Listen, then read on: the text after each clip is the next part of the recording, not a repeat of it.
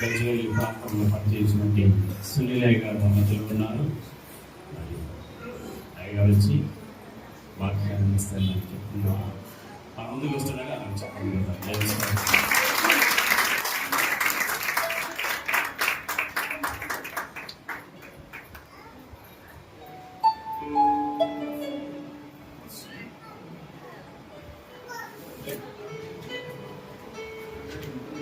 దేవుడి పరిశుద్ధ నామానికి స్థితి కలుగును గాక. శ్రేష్టమైన సమయాన్ని అందించినటువంటి పెద్దలు దేవుడు ఆనందయ్య గారిని బట్టి దేవుని స్మరిస్తూ ఉన్నాను. చేరువచ్చిన మిమ్మల్ని అందరినీ బట్టి కూడా నేను దేవుని నామాన్ని కనపరుస్తూ ఉన్నాను. చక్కటి అవకాశం మీతో పాటు కలిసి దేవుడి నామాన్ని స్థుతించడానికి ఆరాధించడానికి దేవుడు నాకు ఇచ్చినటువంటి తరుణాన్ని బట్టి కూడా దేవుని ఎంతగానో స్థుతిస్తూ ఉన్నాను. హల్లెలూయా.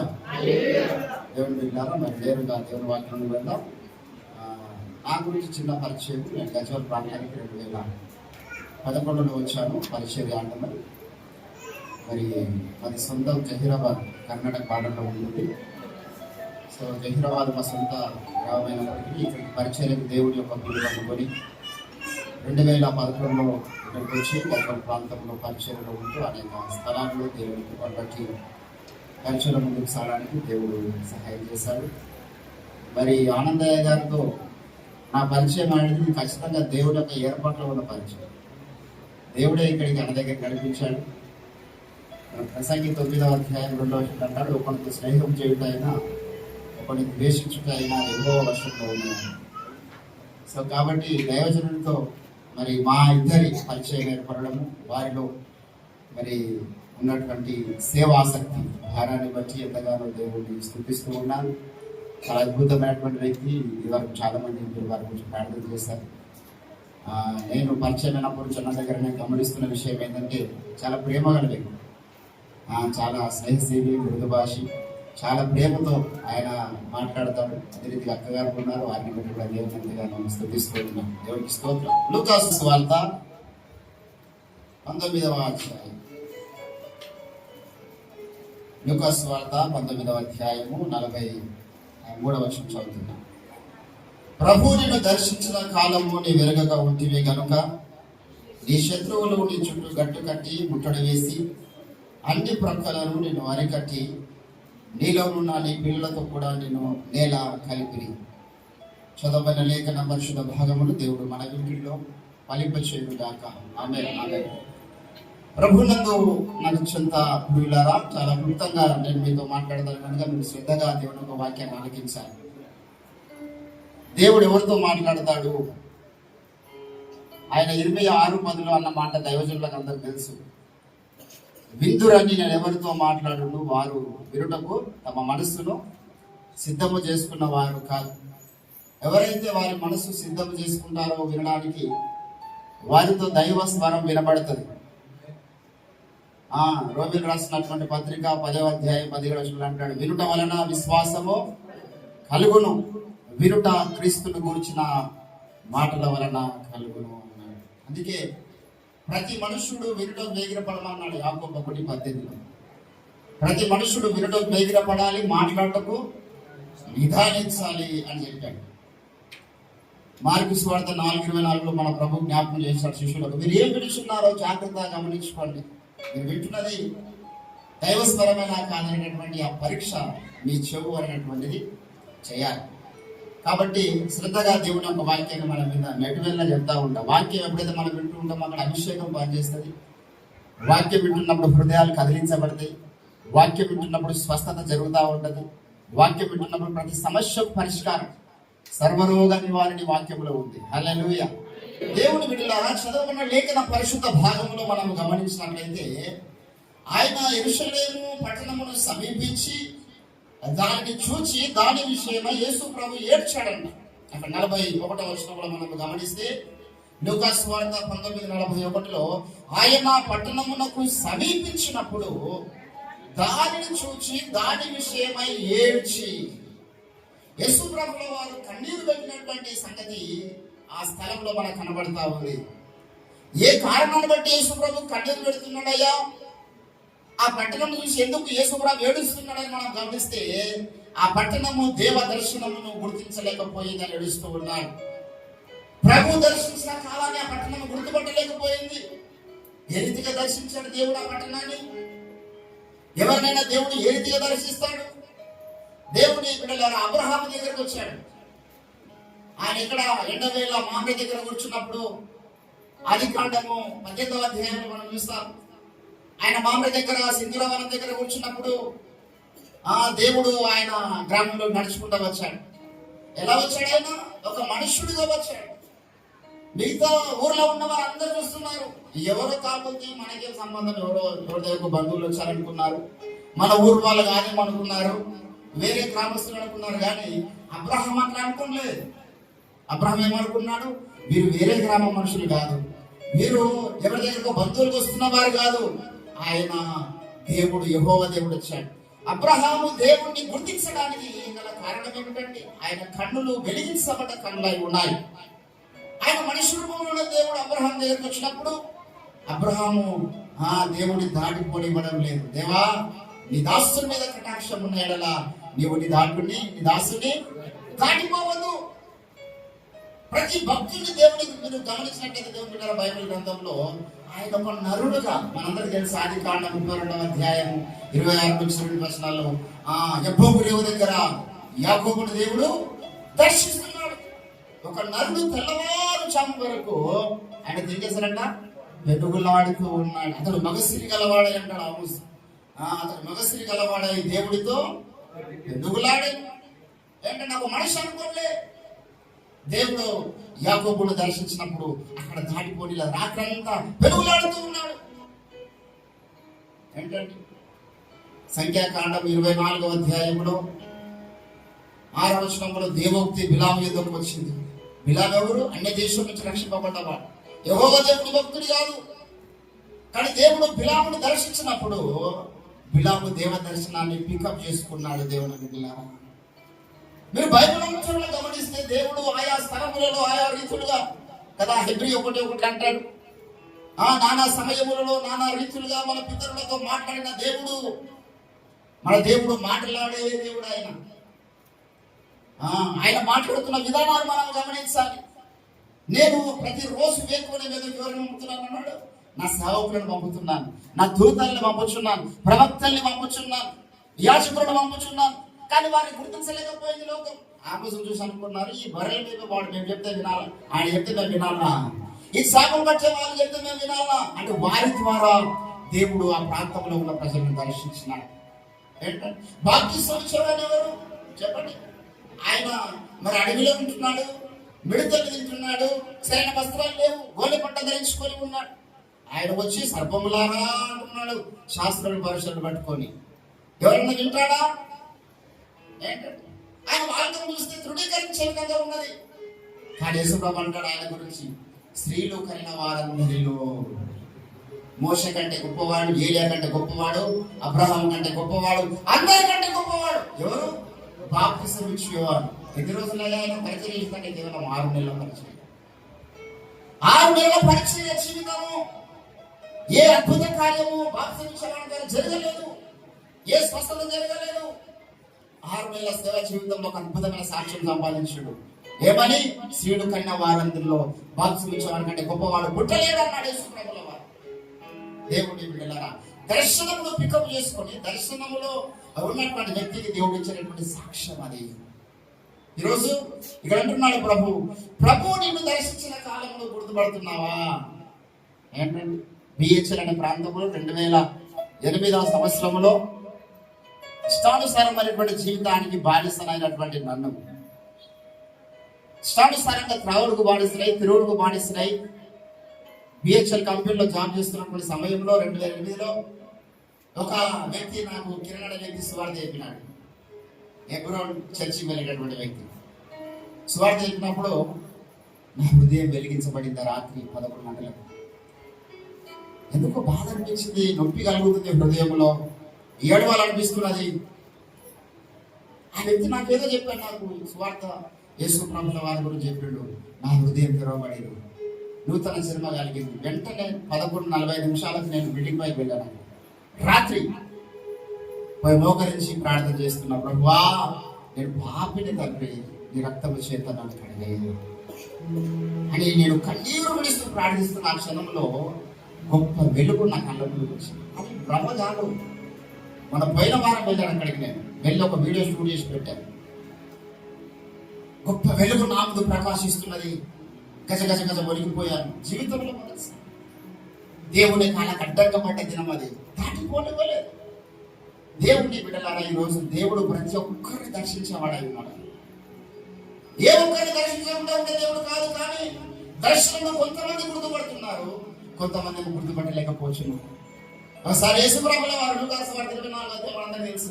ఏమై మార్గంలో వెళ్తుంటే ఆ 2 ప్రక్కలో నడుస్తున్నారు. యేసుప్రభు ప్రక్కలో నడుస్తూ యేసుప్రభు గురించే మాట్లాడుతున్నారు వాళ్ళు.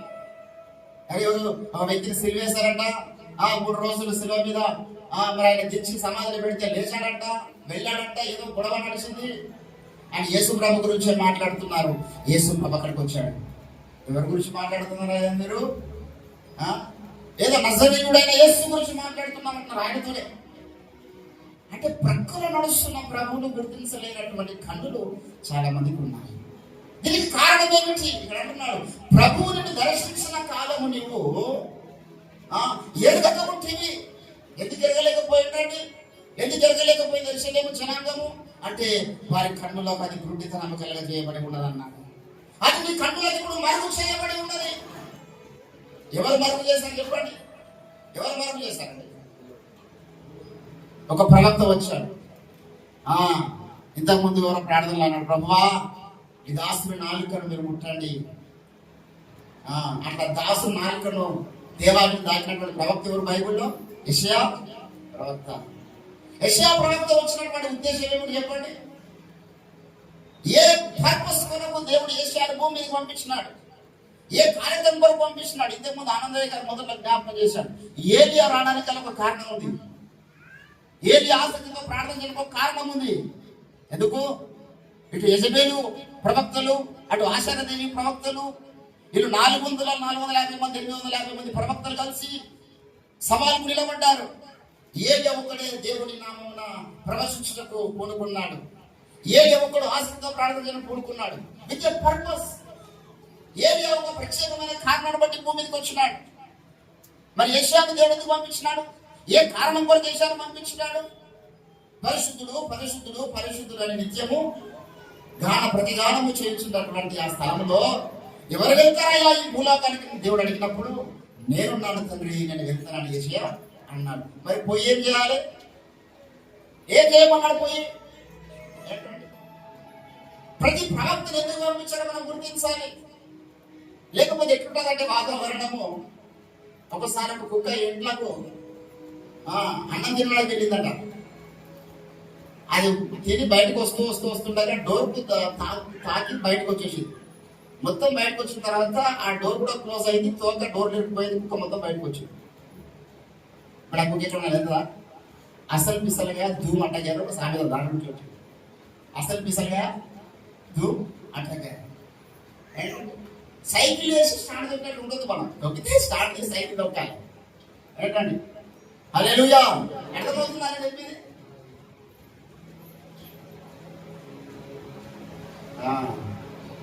ఇంగ్లీష్ టీచర్ గారు, నేను వెళ్తున్నాను, ఆయన టెన్సెస్ కూడా చెప్తున్నప్పుడు, నేను వెళ్తున్నాను, ఇది ఏ టెన్స్ లో వస్తే చెప్పుకున్నాను అడిగినట్ట పిల్లలకి. ప్రెసెంట్ టెన్సా, పాస్ట్ టెన్సా, ఫ్యూచర్ టెన్సా అంటే ఒక పోరాటం వేసి, సార్ నేను వెళ్తున్నానంటే ఏ కాలం చెప్పనంటే మీరు పోయే కాలం అన్నాడు. అట్లా అర్థం కాబట్టి విషయం ఏంటంటే యెషయాను పంపించిన ఉద్దేశం ఏమిటి?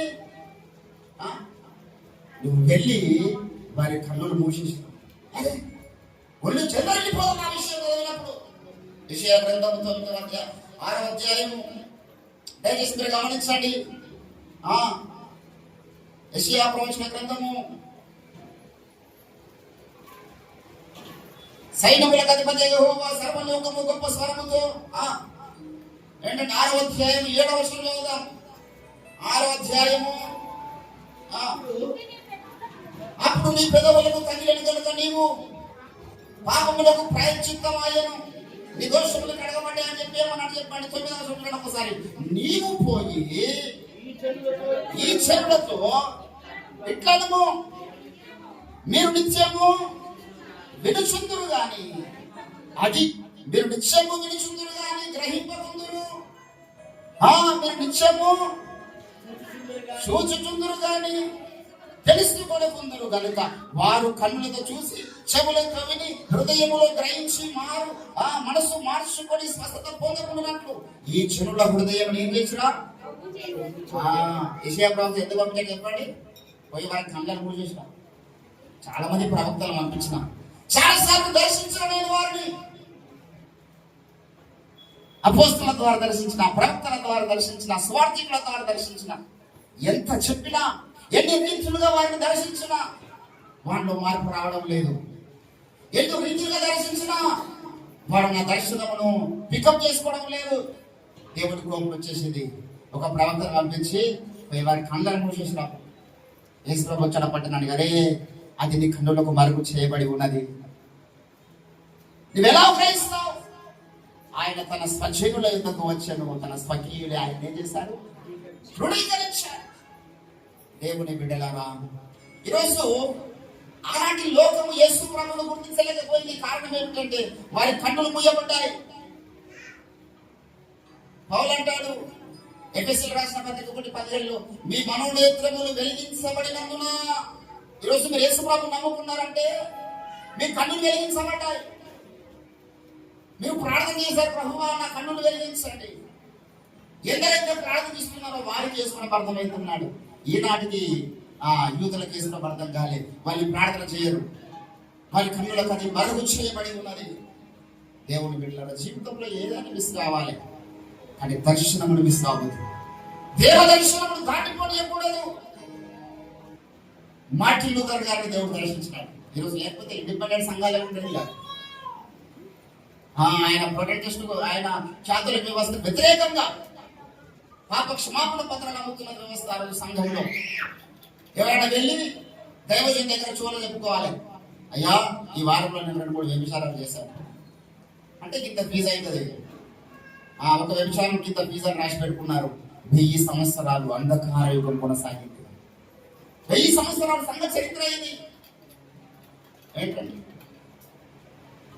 40లో దేవుడు మాటల్లో దర్శించారే మనం కృప చేత రక్షింపబడుచున్నాము, పాపక్షమాపణ పత్రాలను మనం వ్యతిరేకమని ఆయన పోప్ వ్యవస్థకు వ్యతిరేకంగా జీవించినాడు. ఇప్పటికీ పోప్ వ్యవస్థకు వ్యతిరేకంగా మాట్లాడాడు వాటికన్ సిటీలో.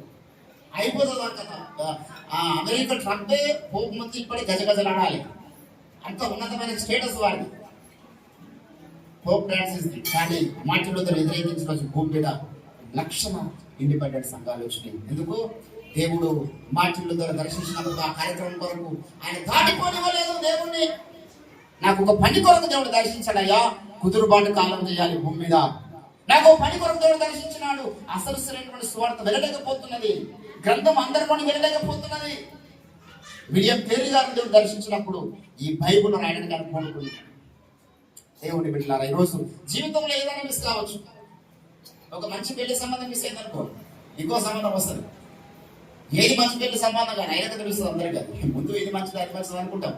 పెళ్లి అయినాక సంసార జీవితంలో కొనసాగుతున్నప్పుడు 6 నెలలకు సంవత్సరాలు దేవ దర్శనం ఎన్ని రీతులుగా దేవుడిని దర్శించాడు. మాట్లాడడానికి వదిలిపెట్టు. ఈ రోజు దేవుడిని దర్శించి మాట్లాడుతున్నప్పుడు ఆయన దర్శనానికి నువ్వు అడ్డంగా పడగలిగితే దేవుని ఆత్మ చేత ఇవ్వబడి కొనుచుకుంటాడు. హల్లెలూయా. అబ్రహాం లాగా దేవుడు దాటిపోలేదు. మనుడు ఎత్రాలతో చూడాలి దేవుని, మాంస నేత్రాలతో కాదు.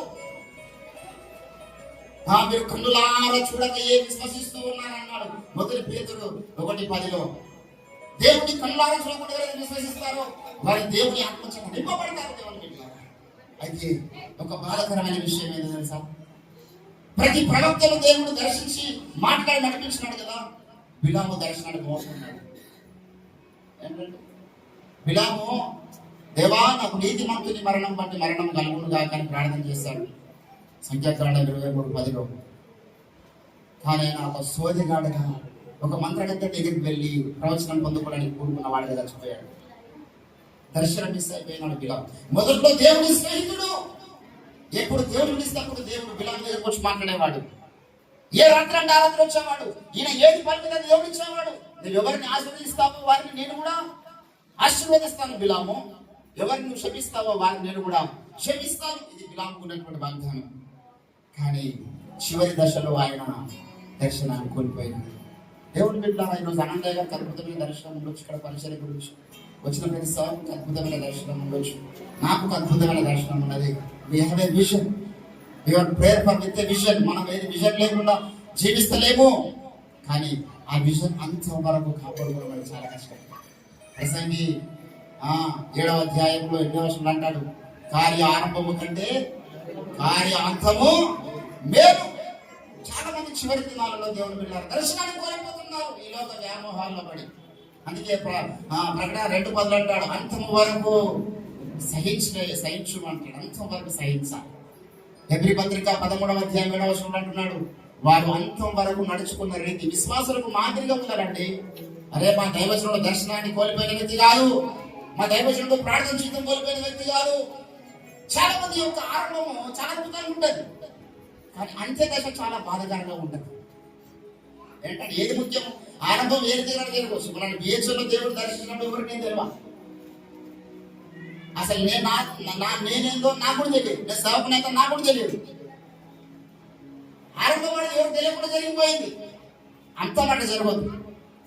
డాక్టర్ బాబాసాహెబ్ అంబేద్కర్ గారు ఒక మాట్లాడారు, హిందువుగా నేను పుట్టాను, అది నా చేతిలో లేదు. పుట్టాను కానీ హిందువుగా మాత్రమే చచ్చిపోవడం. అంతగా మన చేతిలో ఉంది మార్చుకోవడానికి. ఈరోజు మన ఆరంభం చిన్నగా ఏదో ఒక ప్రాంతంలో ఏదో ఒక రీతిగా ప్రారంభించబడి ఉండొచ్చు, కానీ అంతము చిన్నగా ఉండద్దు. అంతము దేవునికి మహిమకరంగా ఉండాలి. దావీదు అంటాడు 39వ కీర్తన 5వ వచనంలో, దేవా నంతము ఎట్లున్నదో నాకు తెలుపుము, తెలుపుము నాంతము నాకు, తెలుపుము నా ఆయువు ఎంతో, తెలుపుము నాంతము నాకు, తెలుపుము నా ఆయువు ఎంతో, తెలుపుము ఎంత అద్భుతము, తెలుపుము ఎంత అద్భుతము.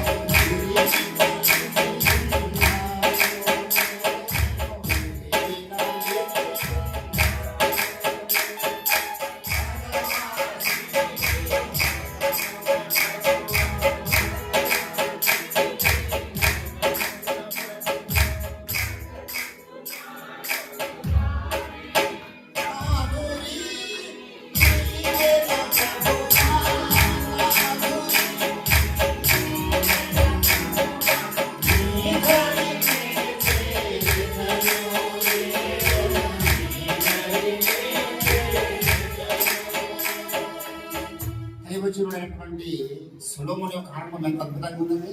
మహాజ్ఞాని, మేధావి, ఆయనకంత గొప్ప జ్ఞాని ఒకటి లేడు. ధనవంతుడు, ఐశ్వర్యవంతుడు, అంతకంటున్నది 700 మంది భార్యలు, 300 మంది ఉపపత్నులు, అంటే ఉప్పుడు గద్దెలు ఆయనకి. దాసర జనములు వారి మాట విని కొన్ని దేవతలు గుళ్ళు కట్టడానికి కొడుకున్నాడు. దేవుని మందిరం పెట్టేటువంటి ఆశకులే విగ్రహ సంబంధమైన గుళ్ళు కట్టడానికి కోరుకున్నాడు. ఏంటంటే వ్యర్థము నా జీవితం అని చివరి దశలో ఆయన ఈ లోకయాత్ర ముగించినాడు. కానీ పౌలు అంటాడు, పౌలకు తినడానికి తిండి లేదు, కిరాయిలో ఉన్నాడు, సరైన వస్త్రాలు లేవు, అనేక పర్యాయములు దిగంబరత్వంతో ఉన్నాడు పౌలు భక్తుడు. కానీ చచ్చిపోయేటప్పుడు ఏమన్నాడు ఆయన? తిమోతికి రాసిన 2వ పత్రిక 4వ అధ్యాయంలో మంచి పోరాటము పోరాడుతుంది, నా పరుగు కడముట్టించింది, విశ్వాసంలో కాపాడుకుంటుంది, కమ్మిదట నా కొరకు జీవ కిరీటం ఉన్నది. అంత్యమైనది చాలా ప్రాముఖ్యం. దర్శనము పొందుకోవడం ఒక విలువైన కార్యక్రమం అయితే, దర్శనానికి అడ్డుపడి దేవుడు దాటిపోలేకుండా మన జీవితంలో సాక్ష్యం సంపాదించుకోవడం ఒక కార్యక్రమం అయితే, ఆ పొందుకున్న దర్శనాన్ని కాపాడుకోవడం చాలా కష్టము. దుష్టుడు ఊరుకుంటాడా? రాత్రి పౌరులు నిగట్టనే పెడతా ఉంటాడు. చాలా దూరం పోయిన తర్వాత ఎంతో మంది 20 ఏళ్ళు 30 ఏళ్ళు సేవ చేసిన తర్వాత కూడా మళ్ళీ ఏదో ఒక బలహీనతలో పడిపోవడం. ఏంటంటే సాధారణ చేసేటటువంటి కుట్రలు గాలాలు ఎదుగుతాయంటే, ఒకసారి ఒక పిల్లి ఇంగ్లాండ్ దేశం ప్రయాణించడానికి బయలుదేరిందట. భారతదేశం నుంచి చాలా దూరం పోయిందంట. సగం దూరం పోయిన తర్వాత రన్నింగ్ చేసి అడిచిపోయింది. మధ్యలో ఎలికట్టం వచ్చింది. దానికి ఎలికట్టం వచ్చింది కదా, దీన్ని తినేసిపోదామని ఎలికట్ట పడ్డది. ఆ ఎలిక మళ్ళీ ఇండియాకి తీసుకొచ్చింది. అట్లా సగం దూరం పోయిన తర్వాత అంటే రొమేనియా దేశంలో యశుప్రభు నమ్ముకుంటే వారికి చల్లటి మంచు ప్రదేశం, కట్టగట్టేటువంటి ఐసు కట్టగట్టేటువంటి నీళ్ళ మధ్యలో వెళ్ళి నగ్నంగా వారిని అందులో తీర్చి పరీక్షించేవారంట. అరే మెల్లమెల్లి రక్తం గడగడిపోతున్నది, అరికాలు మొదలుకొని చచ్చిపోతాం. 5 నిమిషాల 10 మందిని లైన్గా ఆ మంచు కొండల మీద తీసుకెళ్ళి అందులో పాతారట. పాతి యశ్వరం వదిలిపెడతారా? వదిలిపెడితే అనేక బయటకు తీసి మీకు మా గవర్నమెంట్ ఉద్యోగం ఇస్తాం, లేదా యశ్వరం కావాలన్నా ఇక్కడే మీరు చచ్చిపోతారు అని పరీక్ష. 10 మందిని ఒక రోజు బాధ్య చచ్చిపోవడానికి సిద్ధంగా ఉన్నటువంటి ఆ సమయంలో ఒక సైనికుడు గమనిస్తున్నాడంట, ఏదైనా ఈ క్రైస్తవులు చంపినా కొట్టినా వాడు దేవుడు వదిలిపెట్టారు, అసలు వాట్ ఇస్ ద స్పెషాలిటీ అని వాడు గమనిస్తూ ఉన్నాడు. గణేశ్వరుడు జరిగిన వాస్తవం వాడు గమనిస్తూ ఉన్నాడు. గమనిస్తూ ఉన్న సమయంలో వారందరూ ప్రయత్నిస్తున్నారు, ప్రభా మీ సన్నిధి మమ్మల్ని చేర్చుకోలేదు. చాలా భూమిరమ్మ యాత్ర మనగా ఏ పాటిది మాది కొద్దిసేపు కనబడి అందులో మాయమైపోయి సాగి బతుకు మీ సన్నిధికి వచ్చేస్తా ఉందంటే వాళ్ళందరూ అరకై దాకా మరి ఐస్ గడ్డల్లో పాతపడ్డ ఆ స్థితిలో పైకి చూస్తూ ప్రార్థన చేస్తుంటే వీడు కూడా వాళ్ళని చూసి వాళ్ళందరూ పైకి చూస్తారని చెప్పేసి ఆ సైనికుడు ఆ యొక్క రాజుగారి పక్కకున్న సైనికుడు కూడా పైకి చూస్తాడట. పైకి చూస్తూ ఉంటే అక్కడ నుంచి 10 కిరీటాల కిందకి వస్తున్నాయంట వీళ్ళ దగ్గరికి. అక్కడ నుంచి 10 కిరీటాలు రావడం, వీళ్ళు పైకి చూడడం, ఈ సైనికుడు 2 గమనిస్తూ ఉన్నాడు. గమనిస్తున్న సమయంలో ఒక లాస్ట్ వాడు వాళ్ళ వల్ల కాలేదు. ఐస్ ముక్కలు నాకు భార్య పిల్లలు అందరు గుర్తుకొచ్చారయ్యా, చిన్న పిల్లలు 2 కన్నా లేకపోతే వాళ్ళు బతకడం కష్టం, నేను యేసుప్రభుని మొదలు పెడతానయ్యా, నన్ను బయటకు తీయండి అని లాస్ట్ కూడా అన్నాడు. అన్నప్పుడు రాజుగారు వాళ్ళని బయటకు తీస్తే అప్పుడు ఈ సైనికున్నాడు కదా, వీడు వెంటనే బట్టలు నింపేసేసి నేను యేసుప్రభుని నమ్ముకుంటానయ్యా, వాళ్ళ ప్లేస్ ఉన్నాను నిలబెట్టండి. ఏంటంటే వాడి కొరకు తిరిగి వచ్చినటువంటి ఆ కిరీటము వీడు మిస్ అయిపోయాడు. చిన్న దశలో ఈ సైనికుడు పొందుకున్నాడు. ఈరోజు దేవుడి పిల్లలాగా నీవు నేను మనం అందరం కూడా చిట్ట చివరి దినాల్లో ఉన్నాం. దేశ పరిస్థితులు, ప్రపంచ పరిస్థితులు గమనిస్తున్నప్పుడు అర్థమవుతున్నది యేసు ప్రభు ఈ లోకానికి రాబోతున్నాడు. హల్లెలూయా. చాలా దగ్గరలో మనం ప్రభు రాబడుతున్నాం. దేని గురించి మనం చింతించొద్దు. ఇంతకు దైవజనుడు ప్రార్థన చేస్తున్న ప్రభు ఈ ప్రాంతంలో నశించిపోతున్న అనేకులను మీరు ఏం చేయండి, చాలండి మనం ఆ ప్రార్థన చేస్తారు. యేసు ప్రభు అన్నాడు కొంత విస్తారంగా ఉన్నది, మీరు ఏం చేయండి, మీరు చేయగలిగితే చెయ్యండి, చేయలేకపోతే మీరు వారి నిమిత్తం వేడుకోనండి. హల్లెలూయా. పొలములు తెల్లవారే తేరి చూడు, కాలము చాలా గతించిపోయే. పొలములు తెల్లవారే తేరి చూడు, కాలము చాలా గతించిపోయే. హోదాయ జామాను అయిన క్రీస్తు, హోదాయ జామాను అయిన క్రీస్తు, హోదావారిని పంపకోరి వేడే, హోదావారిని పంపకోరి వేడే. క్రైస్తవ దర్శక అధవిరావయ్య, కన్నులు తెరచి రామవేమయ్య. హోదానలో నటించిపోయే, ఈ సంకలము కూడా పెరిగిపోయే. హోదానలో నటించిపోయే, ఈ సంకలము కూడా పెరిగిపోయే.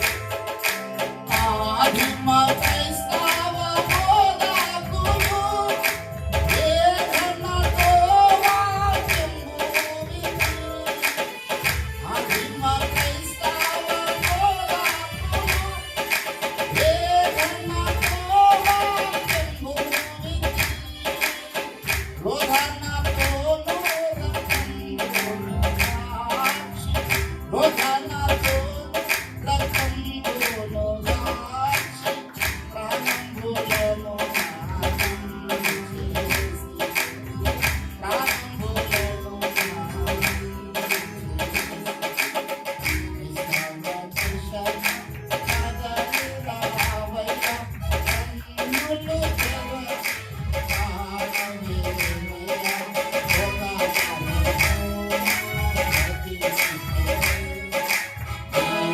కాలము కూడా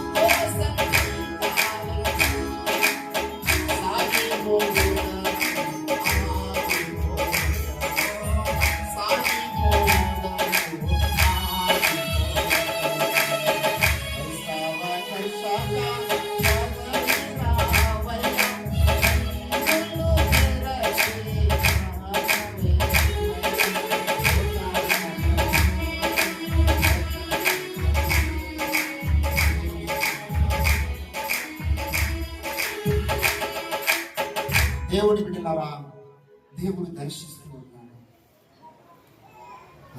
ఆయన బీద కన్య గర్భంలో ఎవరైనా గుర్తుపట్టారు?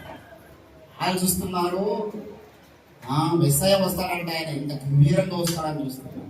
యేసుప్రభువేమో తృణీకరించబడ్డ గ్రామము, తృణీకరించబడ్డ కుటుంబము, తృణీకరించబడ్డ హద్దు పశువుల పాకలో ఉంటాడు. ఎవరన్నా దేవుడు నమ్ముతాడా? అనేకులు మిస్ అయిపోయారు. మొదటి దినాలలో దేవ దర్శనములు మిస్ అయిపోయారు. దేవుడు దర్శిస్తుండగా వారిని గుర్తించలేకపోయినారు. సొంత తమ్ముళ్ళే కదా, మా అన్నగాడా, ఇతడు యోసేపు కుమారుడు కాదా, ఇతడు మరియమ్మ కుమారుడు కాదా అని అంటున్నారండి. ఎంత దారుణం! ఈరోజు అట్లా ఉండకూడదు. Who is Jesus Christ? How can we approach, how can we visit? Yesu ప్రభువును దర్శించడంలో మనం ఫెయిల్ అయిపోతే క్రైస్తవ జీవితం సైకిల్ స్టాండర్స్ ఉంటుంది. దర్శనంతో మనం ముందుకు వెళ్దాం. ఈ లోకంలో యుగ సంబంధమైనటువంటి అధికారి సాతాను మనం ఏమి చేయలేడు. వాడు ఏమన్నా చేయలేదు. దర్శనం లేని ఏమన్నా చేయగలుగుతాడు. దర్శనం నన్ను ఏ పాపంలో పడేయగలుగుతాడు? వాడు మనకు అలా అవుతుందా? దర్శనం లేకపోతే నాకు పాపం శోధిస్తుంది. దర్శనం లేకపోతే నాకు ధనం శోధిస్తుంది. దర్శనం లేకపోతే ఈ లోకం శోధిస్తుంది. దర్శనం నా ముందున్నప్పుడు పౌలు అంటాడు, I don't run without a goal. గురి చూడండి వాడి వాళ్ళే, నేను పరిగెత్తు వాడను. గాలికి కొట్లాడలేదు. We have a goal. ఈరోజు క్రైస్తవుడు అంటే గురి జరిగిన జీవితం ఈ లోకానికి అర్థమైతే లేదు. ఆయన ఏ దేవుడు బాబులు దేవుడు అప్పుడు బేకులు పీకులు లేకపోయాడు. ఆయన నమ్ముకుంటారు వీళ్ళు. మా దేవుళ్ళు యుద్ధాలు చేశారు, కటికాలు చేతబట్టారు. దేవుడు అట్టు ఉండాలా, వీరత్వంతో ఉండాలా, రాక్షణ సంహారం చేయాలా, దుష్ట శిక్షణ చేయాలా, శిష్ట రక్షణ చేయాలి. వాళ్ళ సిద్ధాంతం వేసిన అంటారు. 3 మేకులు లాగా 30 మేకులు నాకు కొట్టిన దిగాయి. కానీ ఆ 3 మేకులను ఆ సిలువలో మీ కొరకు భరించకపోతే మీకు పాప క్షమాపణ లేదు. 49 అంటాడు, వారి ప్రాణ విమోచన ధనము బహు గొప్పది.